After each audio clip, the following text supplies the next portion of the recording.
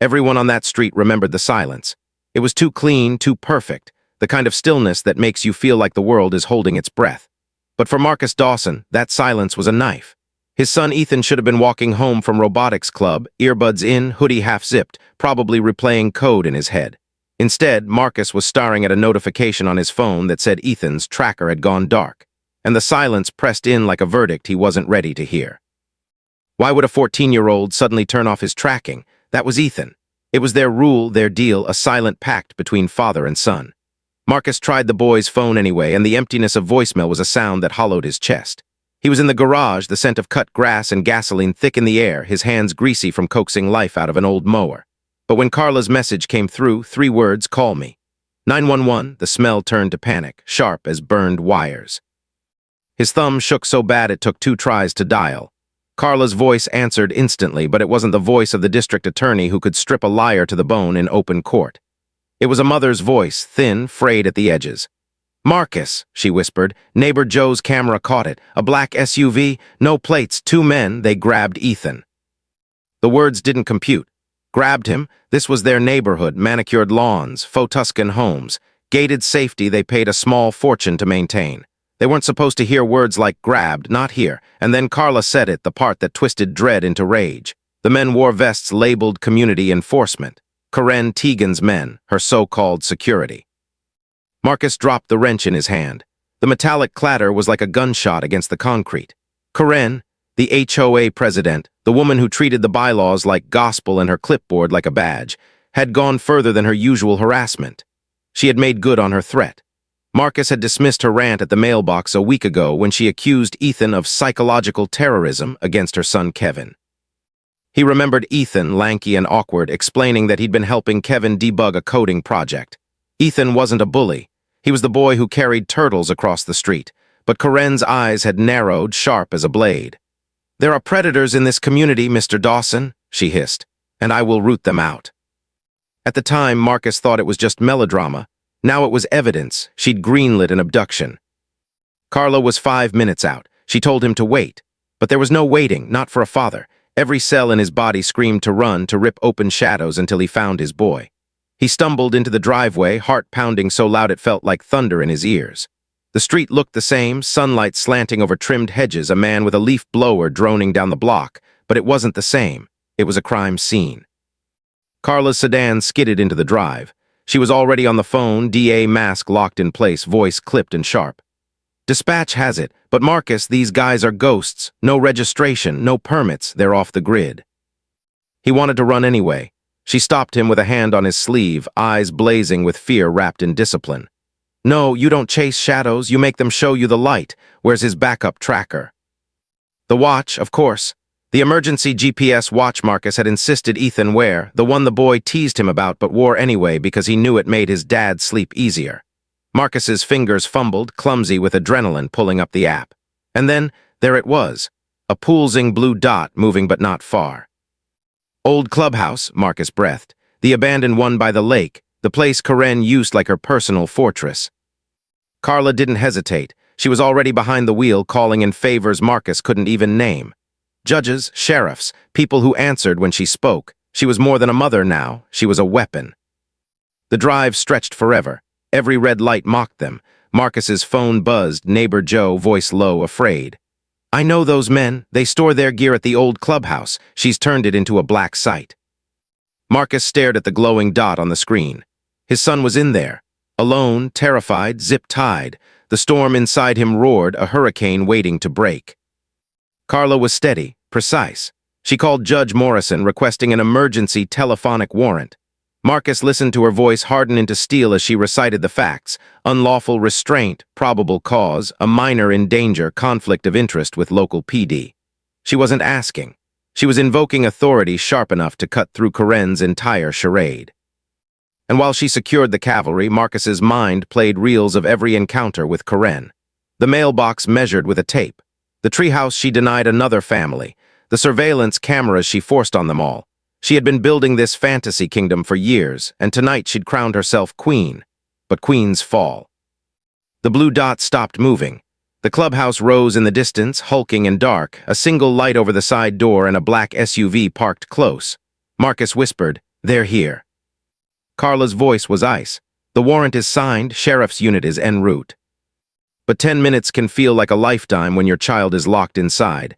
Marcus's fists tightened. His body wanted to move, to fight. Carla put an extra watch band in his palm. Tap SOS if you hear him, he knows the code. And so Marcus typed 3 knocks into the app, their thunder code. The one Ethan had learned at 6 during a storm, a promise that meant I'm here. You're not alone. 10 seconds, nothing. Then his phone buzzed. ACK. The code answered. Ethan was alive. Karen was alive too, broadcasting her madness on a live HOA Zoom meeting from inside, speaking of subjects and community enforcement as if she commanded an army. Marcus hit record, capturing every word. Perfect, Carla whispered. She's hanging herself. And then headlights, more than one. A convoy rolling, dark, armored trucks gliding silent. The sheriff's tactical team had arrived. The cavalry was here. Marcus exhaled for the first time in an hour. But in the pit of his stomach, he knew Karen wasn't going to surrender, not without a fight. The bullhorn shattered the night. This is the county sheriff's department. We have a warrant to search this facility. Karen Tegan, exit the building with your hands in the air. For a heartbeat, nothing moved. The boarded-up clubhouse loomed like a husk, a black SUV crouched beside it like a predator. Then, inside the live HOA Zoom call still running on Marcus's phone, Karen's head jerked up. Her jaw tightened. Fury rippled across her face like a crack spreading through glass. What was that? A board member asked nervously. Karen's voice hardened. It appears we are being subjected to an unlawful intrusion. She lifted her chin, eyes blazing with self-righteous fire. Government overreach. A direct attempt to intimidate a private community organization. Do not worry, I have this under control. Marcus's grip on the phone trembled. He wanted to smash the screen to silence her voice forever. Instead, he hit record again, capturing every insane word. Carla leaned close, her whisper steady. She doesn't realize it yet, but this is evidence, every word. The side door burst open. 2 men emerged, the same thugs who had zip-tied Ethan. They wore mismatched tactical vests, puffed up with the swagger of bullies who'd never faced real danger. In their hands, pepperball launchers dolled up to look like rifles. You're trespassing on private property, one barked, voice cracking. You have no jurisdiction here. Sergeant Miller's voice boomed back through the bullhorn, calm but edged with steel. Put the weapons down. Now, you are interfering with the execution of a legal warrant. For a long moment, the world held still. The men glanced at each other, fear flashing behind their tough facades.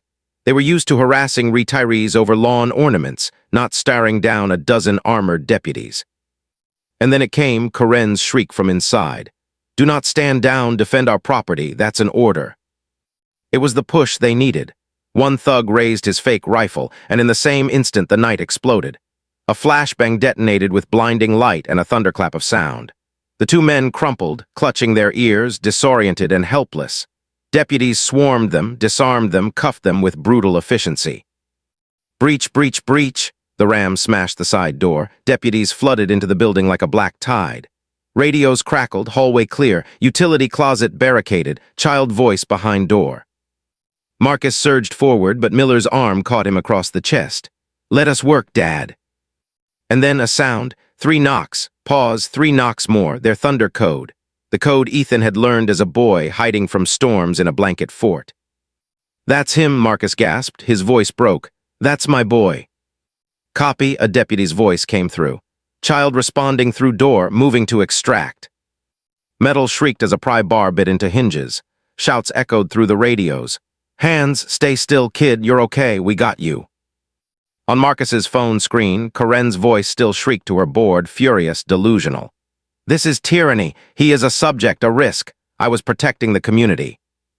Her voice was drowned by reality. The clatter of doors breaking, boots pounding, the calm cadence of trained rescuers. Then came the words Marcus had been dying to hear. Room secure, 1 juvenile located, no visible injuries. Relief slammed into him so hard his knees buckled. He pressed both palms to the hood of Carla's car, gasping like a man breaking the surface of deep water. Beside him, Carla's hand clutched his arm, her knuckles white, her eyes spilling tears she had fought so hard to hold back. And then he saw him. A deputy stepped out of the building, one hand steady on the shoulder of a thin, pale boy in a rumpled hoodie. Ethan. His face was drained, eyes wide and uncertain, but he was walking on his own. He lifted his gaze, scanning the chaos of flashing lights and armored men. Then his eyes found his parents. "Dad," his voice was a broken whisper. Marcus and Carla didn't wait. They ran, ignoring deputies trying to keep the perimeter clear. Marcus wrapped Ethan in his arms, pulling him so tight he could feel the frantic heartbeat against his chest. "I didn't know what was happening," Ethan whispered. "I know, buddy, I know you're safe now." Carla was stroking his hair, sobbing openly. "We've got you, Ethan, we've got you." Behind them, deputies dragged out Karen's henchmen, their swagger dissolved into pitiful silence. And then, Karen herself.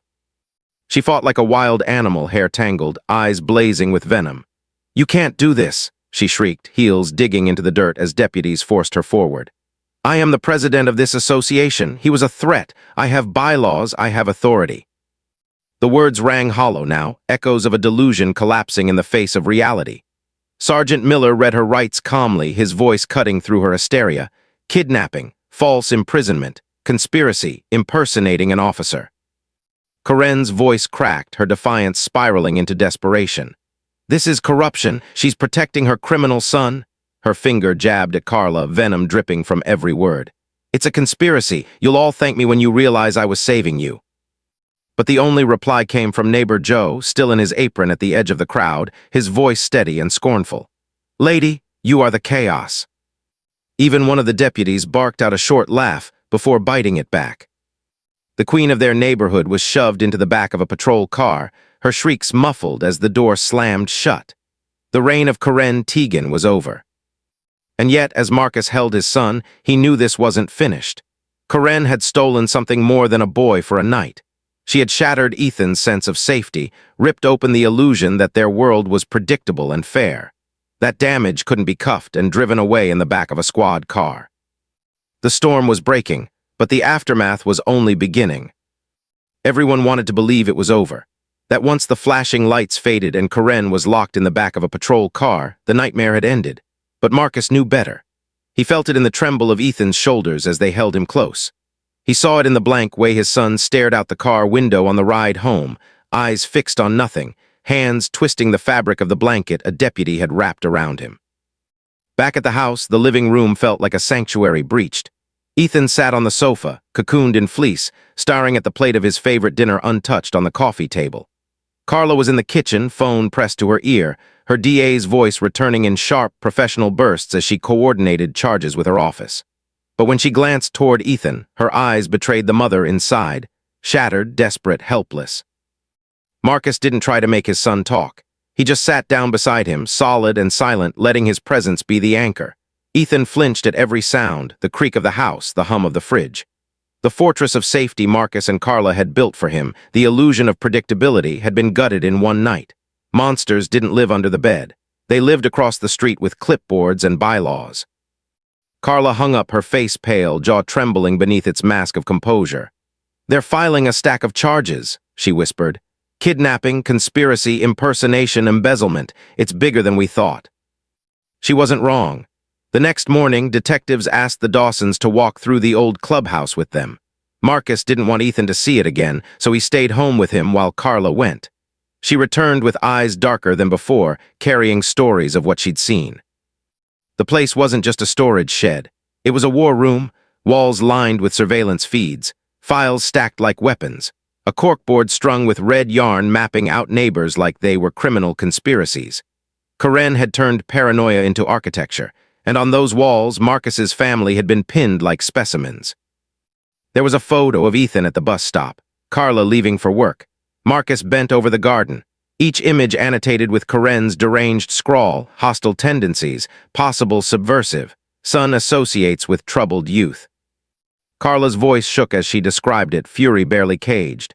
She was documenting us, all of us, years of it. She wasn't just obsessed. She was building her own secret police files. A detective had pulled open a filing cabinet, rows upon rows of neighbors' names, complete with notes about finances, habits, imagined infractions. "It was embezzlement, Marcus," Carla said. "She used HOA funds to buy her toys. The SUV, the tactical gear, the surveillance system, tens of thousands. A criminal enterprise masquerading as a neighborhood committee. But the most haunting part wasn't the files. It was the boy at the center of it all, Kevin. That afternoon, while Marcus sat with Ethan, a message came through. Kevin had broken down at school. In tears, shaking, he told the counselor the truth, that Ethan hadn't bullied him. He had saved him. Marcus read the words twice, his throat closing. The entire foundation of Karen's madness, her excuse for unleashing her thugs, was a lie she had forced into existence. Kevin had been the one bullied by older kids who mocked him, cornered him, stole his lunch money. Too terrified to tell his mother, too suffocated by her brand of control to risk her reaction. And it had been Ethan, his own son, who stepped in, not with fists but with quiet cunning. He found leverage on one of the bullies, made a deal and bought Kevin's freedom. Afterward, Ethan had spent afternoons helping Kevin with coding projects, building him up in small ways, giving him confidence Karen never could. Ethan hadn't told his parents because he hadn't wanted to betray Kevin's trust.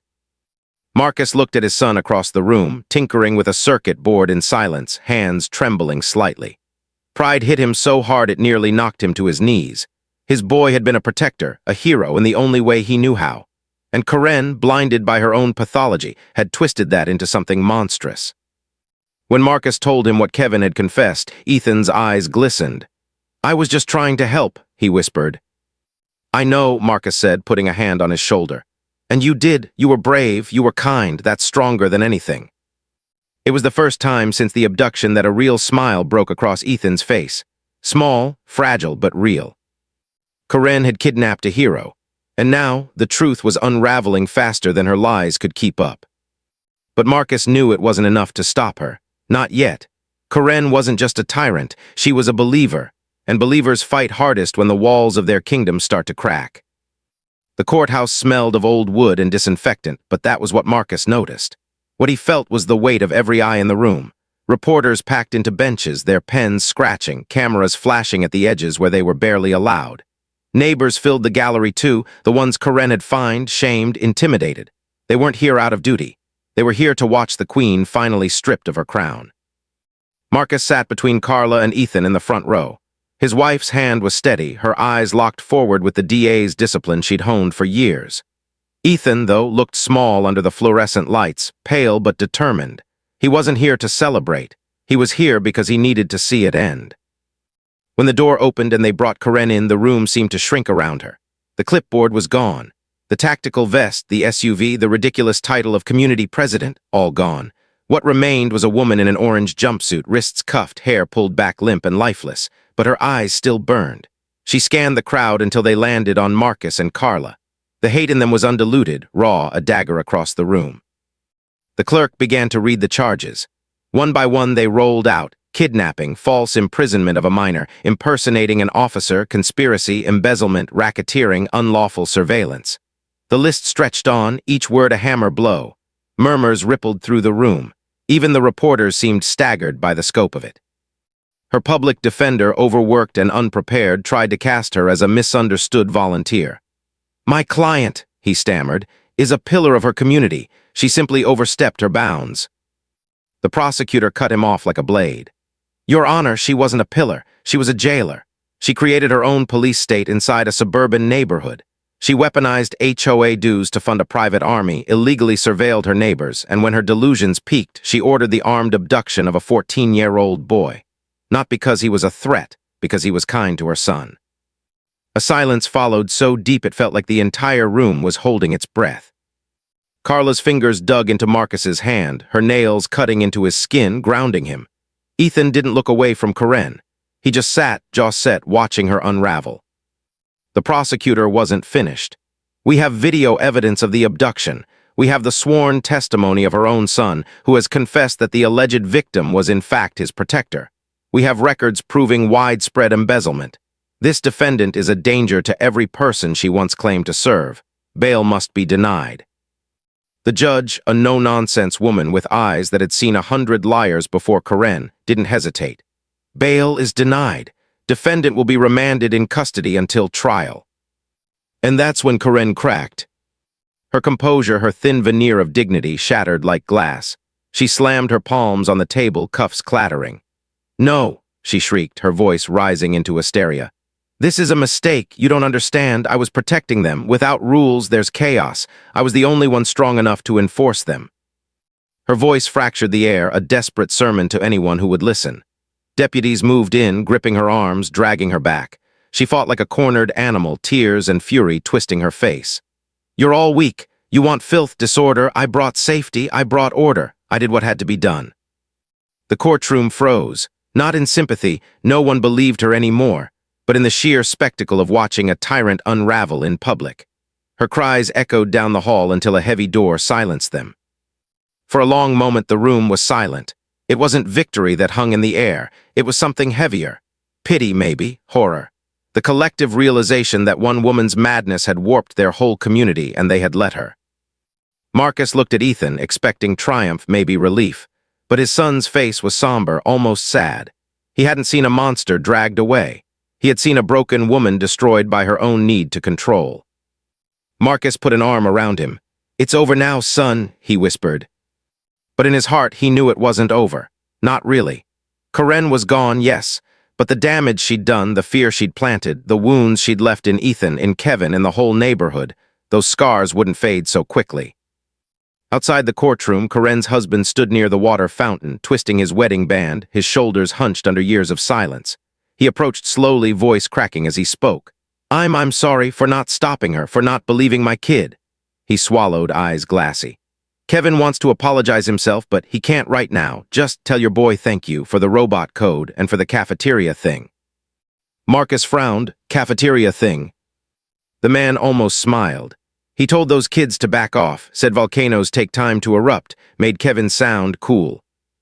Marcus felt Ethan squeeze his hand, a quiet, grateful pressure. His son had been more than a victim. He'd been someone's protector, someone's hope.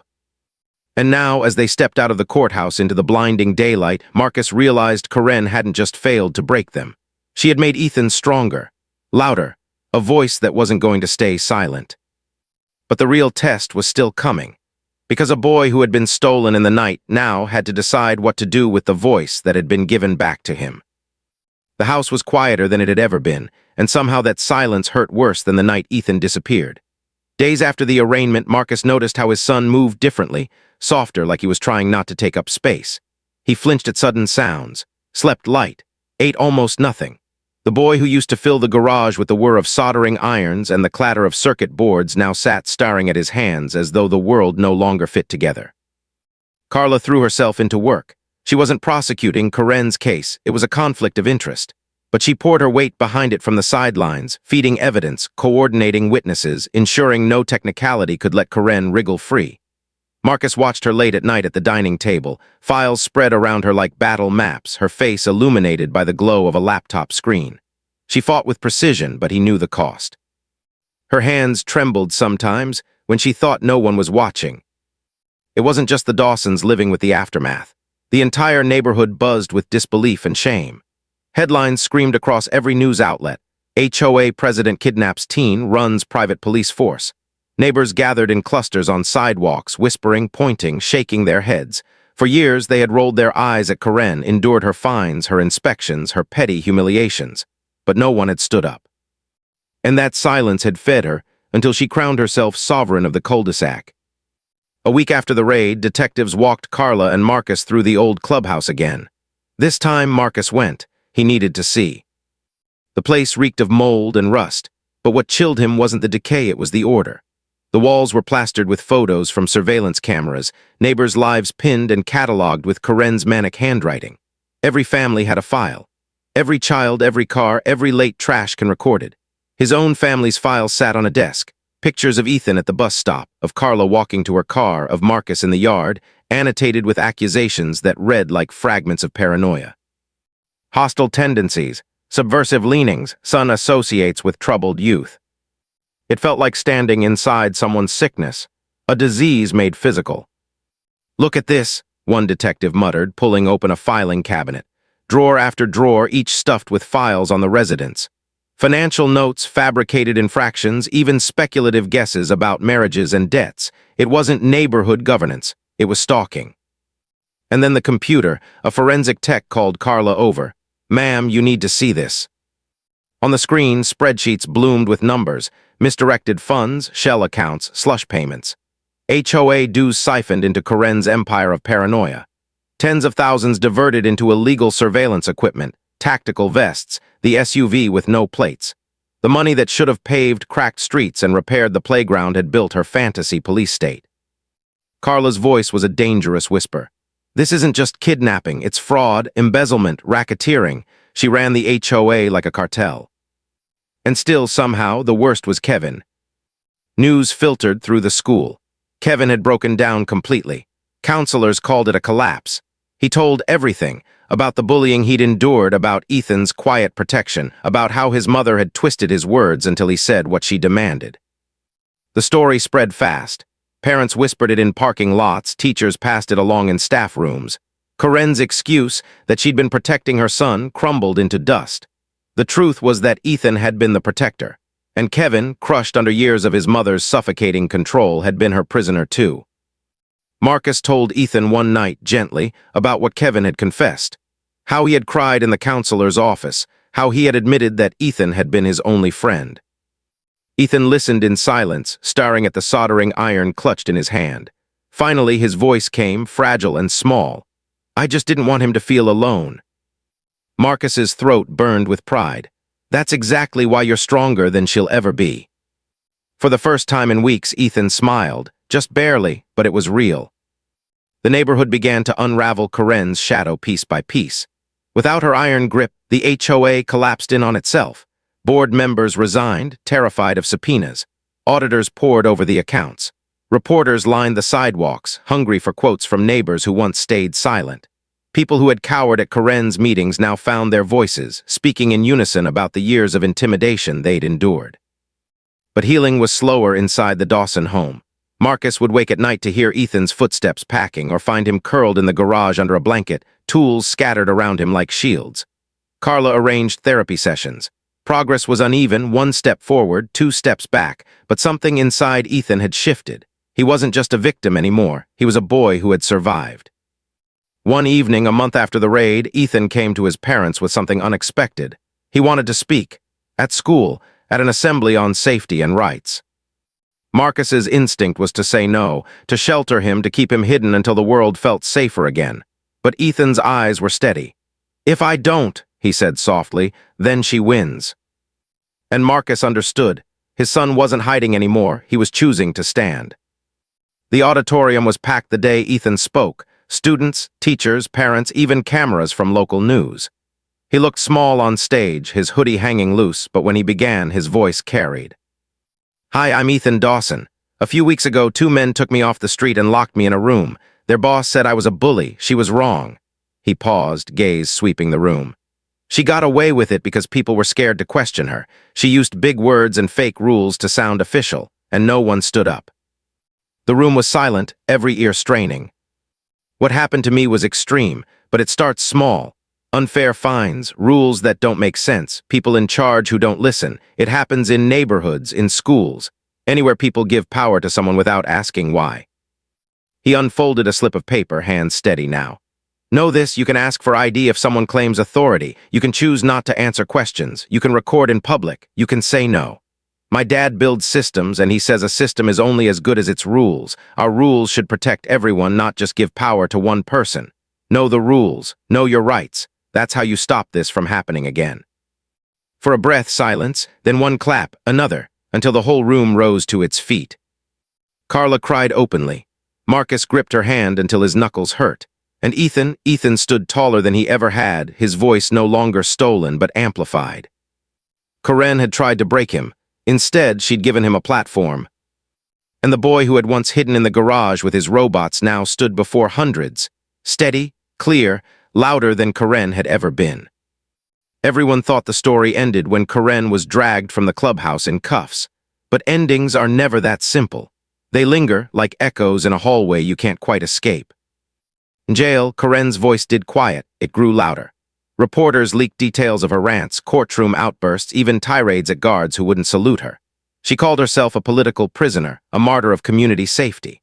From her cell, she scribbled manifestos on yellow pads, railing against corruption, government intrusion, and the neighbors she had once ruled with fines and clipboards.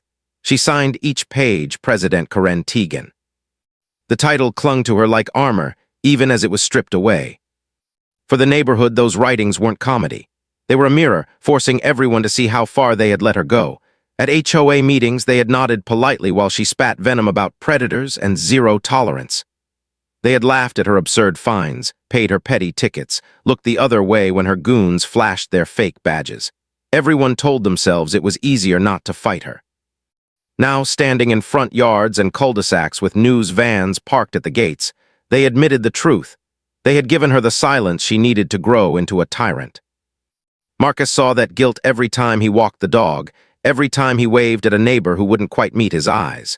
Even Joe, the man who had risked warning them that night, stood in his driveway one afternoon and said quietly, "We should have stopped her years ago." His voice carried the weight of a whole community's shame. But Marcus couldn't carry their guilt too. His hands were already full with his son's healing. Ethan was changing. Therapy helped, yes. But more than that, it was the act of speaking, the assembly, the applause, the way kids stopped him in hallways to thank him, that began to stitch him back together. Still, the scars showed in small ways. He double-checked locks at night. He kept his phone and watch charged to 100% as if low batteries were a kind of death. He startled at the sight of SUVs with tinted windows. One night, Marcus found him asleep on the couch with the TV still glowing, a blanket pulled over his shoulders. In his lap, half-finished, was a tiny circuit board with 3 LED lights. When Marcus pressed the button, the lights blinked in a sequence, 3 short, pause, 3 short, their thunder code built into hardware. A message in solder and wire, "I'm here, you're not alone." Marcus swallowed hard. His boy wasn't just healing, he was rebuilding safety from scratch, one invention at a time. Meanwhile, Carla tracked the case like a storm system on radar. Evidence piled higher every day: embezzlement trails, surveillance logs, financial fraud. But what cut deepest wasn't the numbers. It was the human toll. Dozens of families came forward with stories. One neighbor recounted how Karen had fined them $300 because their daughter's swing set was unapproved vertical construction. Another whispered about being harassed for months over the color of their shutters. Parents admitted they'd told their kids to stay quiet when Karen's men patrolled the sidewalks. Carla listened to it all, and at night she whispered to Marcus, "We let her infect this place. We let her redefine what authority meant." Her voice carried no self-pity, only a DA's cold recognition of failure. But Marcus saw something else forming, too. A reckoning. For years, the neighborhood had been a kingdom ruled by fear. Now, with the queen gone, people were beginning to stand straighter. They were planning new elections, real oversight, audits to untangle the years of damage. It was messy, but it was alive in a way Marcus hadn't seen since they moved in. And then came Kevin. The boy was fragile, like glass stretched too thin. When Marcus and Carla met with the school psychologist, Kevin's father sat beside them, eyes sunken, voice small. "He's talking more," he said. "He's lighter now that she's gone, but he blames himself for everything." Kevin had told counselors how his mother's paranoia bled into every corner of his life. She interrogated him about friends, rewritten his memories, twisted his words until he doubted his own. He admitted he'd lied about Ethan, not because he wanted to, but because he'd been too scared not to. Marcus glanced at Carla and saw it in her eyes. The ache of knowing Kevin was as much a victim as Ethan. Different scars, same prison. That night, Marcus told Ethan the truth. They sat on the back porch, the cicadas buzzing in the trees, the air heavy with summer. "Kevin's talking," Marcus said gently. "He's telling people everything, about the bullying, about how you helped him, about how scared he was of his mom." Ethan's brow furrowed. "He's okay. He's getting there, but he wanted you to know he's grateful." Ethan nodded slowly, his jaw tight. "She broke him too," he whispered, then softer, "I don't hate him." Marcus's chest tightened with pride. His son had every right to be angry, to demand vengeance. But instead, he chose compassion. In that moment, Marcus realized Ethan's strength wasn't in surviving the storm. It was in refusing to let the storm change who he was. Still, the storm wasn't done. Karen's trial loomed ahead. The neighborhood braced for testimony, for headlines, for the spectacle of their queen raging against the fall. And Marcus knew that while justice might come in the form of a sentence, the real verdict was already written, in the resilience of a boy who refused to be silent, and in the collective awakening of a community that finally understood silence was its own kind of complicity. The trial began the way storms do, quietly, with attention no one could ignore. Reporters lined the courthouse steps, microphones angled like bayonets waiting for sound bites. Neighbors clustered just beyond the ropes, some drawn by anger, others by curiosity, all of them carrying the weight of years of silence. Inside, the air was thick with anticipation. Karen was led in wearing her jumpsuit, wrists bound in steel. She looked smaller now, her once razor-sharp posture sagging, but the fire in her eyes hadn't dimmed. If anything, it burned hotter, a flame fed by rage and denial. The prosecutor opened with precision. Evidence laid out like a map of madness. The surveillance photos, the financial spreadsheets, the Zoom recordings where Karen declared children subjects. Witness after witness took the stand, neighbors who'd been fined into submission, board members who admitted they'd caved to her pressure, officers who described the raid in brutal detail. And then Kevin. The courtroom stilled as the boy shuffled forward, his father's hand resting gently on his back. His voice trembled at first, but grew stronger as the truth poured out. He spoke of the bullying, of Ethan's quiet protection, of his mother's interrogations and her twisted manipulation. He confessed that he had told her what she wanted to hear because he was too scared not to. "She wanted me to be the victim," Kevin whispered, staring down at his hands. "But Ethan was my friend, he helped me, he saved me." Gasps rippled through the room. Karen jolted up, chains rattling. "Lies!" she shrieked, her voice a raw blade. "He's a child manipulated by outsiders." Deputies forced her back into her seat, but her words hung heavy, desperate echoes of a collapsing empire. When Ethan's name was called, Marcus felt his stomach drop. He wanted to shield his son, to wrap him in armor and spirit him away. But Ethan rose, steady, pale but resolute, and walked to the stand. The oath trembled on his lips, but his eyes were sharp. He told the truth with a calm that silenced the room. He spoke of being grabbed, zip-tied, shoved into an SUV. He spoke of hearing Karen's voice through the door, calling him a predator, a subject. And then he spoke of Kevin, how he had seen him bullied, how he'd stepped in, how friendship had been twisted into something dark. "I wasn't a bully," Ethan said, his voice breaking just slightly. "I was his friend, that's all. I just didn't want him to feel alone." Silence fell like a blanket. Even the reporters lowered their pens. It wasn't just testimony. It was a boy reclaiming his voice, taking back what Karen had tried to steal. Karen erupted again, screaming over the judge's gavel, her words dissolving into incoherence. "Without rules, there's chaos. I kept you safe. You're all weak." Her face was red, her body shaking, and in that moment she wasn't a leader, wasn't a president. She was a broken woman clawing at the air, her delusion cracking wide open for all to see. Deputies dragged her out as her screams echoed down the hall. The prosecutor's closing argument was almost unnecessary. Karen had convicted herself with her own mouth, her own paper trail, her own obsession. Still, his words struck like hammers. She didn't protect this community. She terrorized it. She didn't save a child. She kidnapped one. She wasn't a president. She was a tyrant. And now it is time to hold her accountable. The jury deliberated less than 2 hours, guilty on every count. When the verdict was read, Marcus gripped Carla's hand, both of them trembling. Ethan sat between them, his face calm, unreadable. He wasn't celebrating, he was absorbing.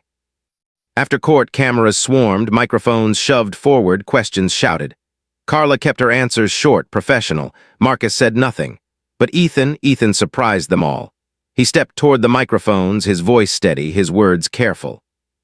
"I told the truth," he said simply. "That's all." The cameras flashed, but Ethan didn't flinch. For the first time, Marcus saw it, not just survival, but strength. His son wasn't a headline anymore. He wasn't a victim of Karen's madness. He was a voice, calm and clear, in a world that had nearly swallowed him whole. That night at home, Marcus watched Ethan work in the garage. The circuit board was finished now, lights blinking in their storm code, 3 knocks, pause, 3 knocks. Marcus leaned against the doorframe, heart full. "You know," he said softly, "that little code, it kept me breathing when you were gone." Ethan looked up, eyes tired but steady. "It kept me breathing too." And Marcus realized then, the storm hadn't broken his son. It had revealed him. The weeks after the verdict felt strangely quiet. The media vans pulled away, neighbors went back to mowing lawns and trimming hedges, and for the first time in years, the HOA office stood empty. The clipboard was gone. The bylaws binder collected dust. The queen had been dethroned.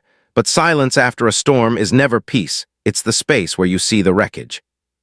The board resigned en masse, most too shaken or ashamed to face their neighbors. Auditors combed through what remained of Karen's books, uncovering more fraud than anyone expected. Money for playgrounds, for road repairs, for landscaping, gone.